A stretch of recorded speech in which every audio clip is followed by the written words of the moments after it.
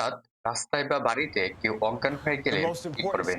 প্রথমে রোগীকে সমতল জায়গায় সোজা করে শুইয়ে দিন।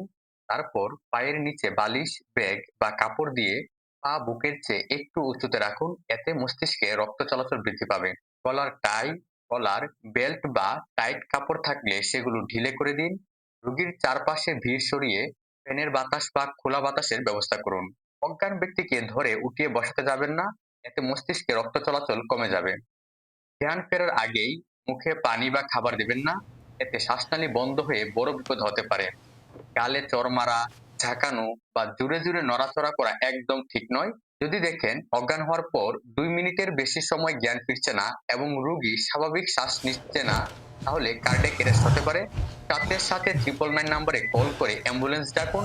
দেরি না করে সিপিআর শুরু করুন। রোগীর বুকের মাঝখানে হাত রেখে প্রতি মিনিটে 100 থেকে 200 বার জোরে ও দ্রুত চাপ দিন। যতক্ষণ না সাহায্য আসে, বুক চাপ দেওয়া চালিয়ে যান।